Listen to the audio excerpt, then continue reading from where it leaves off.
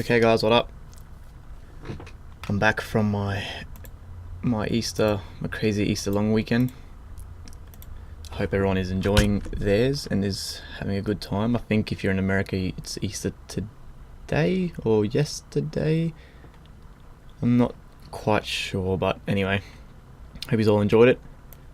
Today, I'm just going to show you something basic, just a basic growl and serum for the beginner, I guess, just to, get you on your way with some sound design. So I'll use, I don't like using the serum, the wavetables that come with serum, so I'm not gonna use a serum one, but guys, if you don't have any wavetables, please just do exactly what I'm doing with any wavetable and you're gonna get a result, okay? So I'll start off with, these are cool. Okay, so the first thing I usually do is turn down 2 octaves on oscillator A.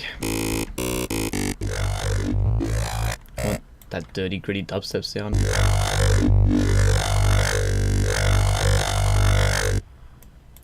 Then what we usually do, you take your LFO, you place it onto the wavetable position. This causes movement within the growl in this little sequencer here. So we hit trigger. Trigger means it's always going to play from the start every single time you hit a note. It's always going to start from the start. Take it down to 1 bar. And this is where the experimenting happens. You can draw whatever you want in here.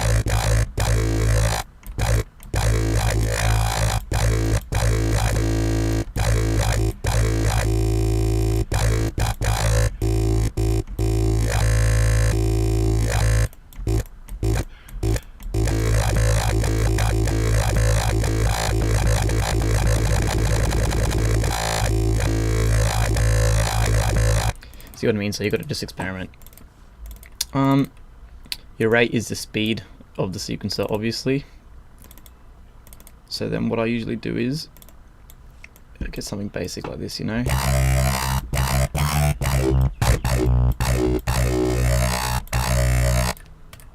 then you come into your, what is this called? The warp menu. So these are different little, I could say, effects that affect the wavetable depending on what you want to do. So for wet growls, you usually like to play in the bends. And the same thing, you grab your LFO onto the warp.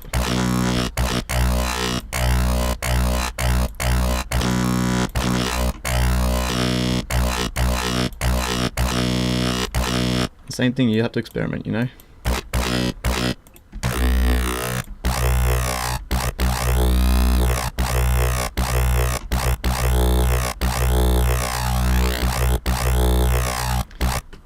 Now I'm going to show you guys something cool.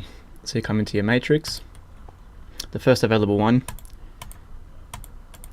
pick LFO2, global, master tuning, make this, change the type pointing to the right, bring this up to about 8 maybe, come to LFO2, and there you got a pitch bend. So same thing, trigger,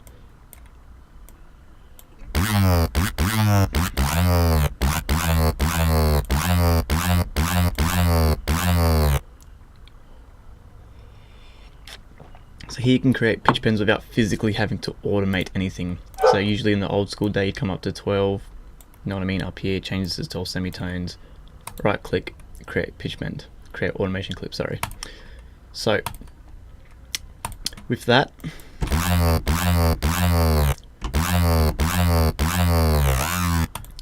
let's pick a filter. So this for beginners, the basic dubstep filter, you've got your high pass 12, which is pretty much just a high pass filter.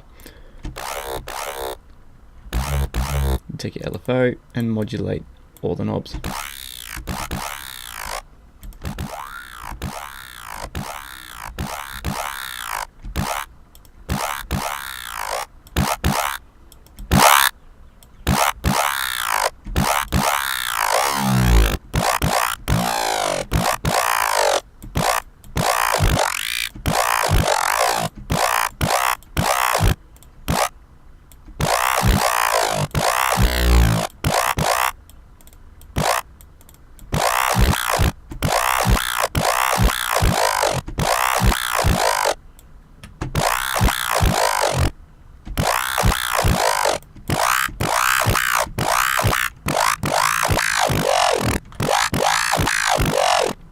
or you even have, you come into your multi and you have your high pass 12, or your high notch 12.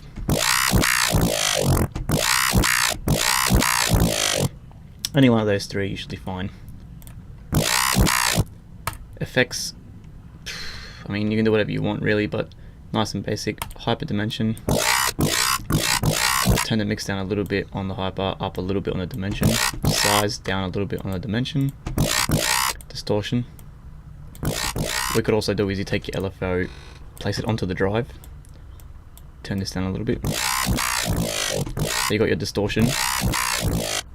Doing the movement of the growl as well. Chorus. Turn the mix down. And the rate. That's just for extra layering of the growl. Make it sound like the smaller one playing at the same time. Everyone does this. Compressor. Multiband. You turn your threshold down a little bit.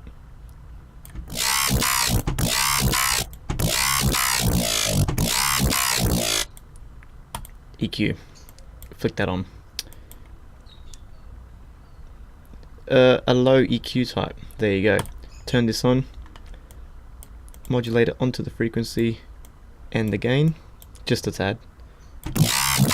For the extra vowliness, the extra movement within the growl. Flick this peak on. Same thing. Modulate the peak. And with this, the gain, you don't even have to modulate it, so you just turn it just a tad. There you go. See this little drop menu here? Extra movement in the growl. This filter here, it's just an extra little filter. I like to sometimes add a phase 48 plus or a phase 12 plus, anything like that. It really depends what I'm trying to do. They just sound cool. Add a bit of grittiness to the growl.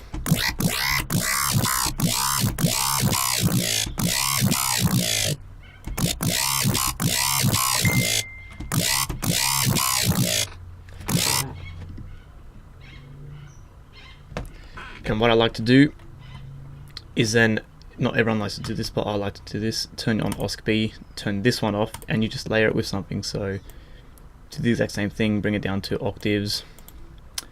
You know, pick anything, I guess, just whatever.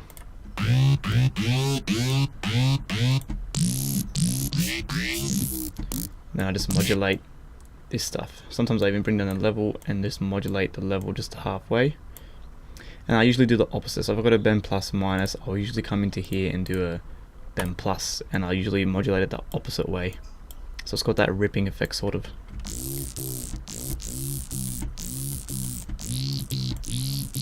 And then you flick B on for this too, turn it back on.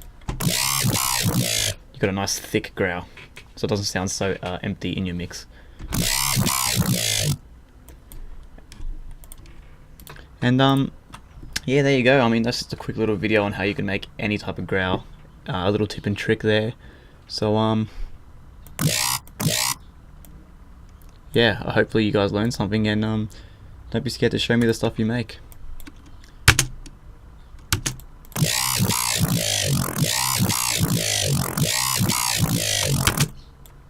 Sweet. Happy Easter, guys.